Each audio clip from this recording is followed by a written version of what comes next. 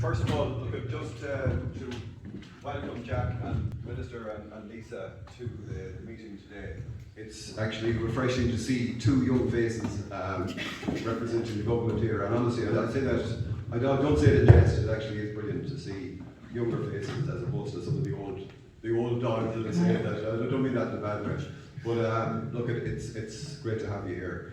Look, I'm just with my own council hat. I just want to acknowledge Tom Gilligan as their Director of Services, Anna Connor from Tourism, and Patsy McNulty, who is now the new Head of Tourism, and we're delighted to have Patsy back in Westport in particular. Has been long associated with the council here in Westport and has done a fantastic job over the years for us. So we're back definitely in safe hands. Look, there's positives and negatives from a council point of view. We know about the Greenway, what happened, but let's move on. There are positive things happening on the Greenway. The Murris to Birth Road section is commencing very shortly, and hopefully that will be done within the next couple of months, which will close off that section, and probably the least we say about it anymore, the better.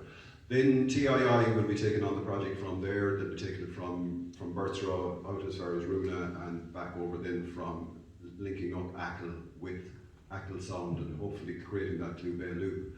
So I do think there's a lot of positive things happening. I do think TII will bring the money for it, most importantly, and they will also bring the project management skills and other abilities that, in terms of, I suppose, the whole land acquisition piece, which I know people are often sensitive about, but I think, look, for the greater good, I think we need to get this project delivered.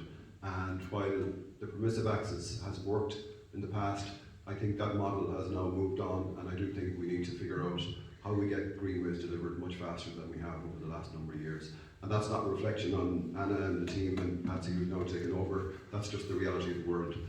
So hopefully we will see that full Clew Bay loop delivered sooner rather than later. And to acknowledge the work of Anna O'Connor and Finn Nestor from Falch Ireland in creating the whole concept of the Clew Bay loop, the marketing behind it, the website behind it, has, in my view, been a really, really strong addition to the whole West Mayo area, and it's something that we can build on. And you can see the numbers already, and Chris from Achill is here.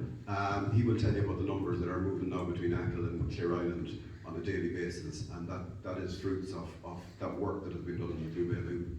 In terms of signage, Dick, you're absolutely 100% right. I'm delighted to say I had one of the team on a bike with me quite recently. We cycled all the way around Westport.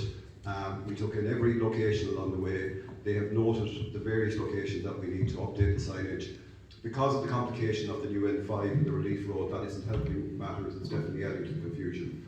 But I'm fairly confident at the end of it all, we will have clearer signage that will kind of, the Eurovelo routes have kind of caused a lot of confusion because the Eurovelos don't have north or south, it's just Eurovelo.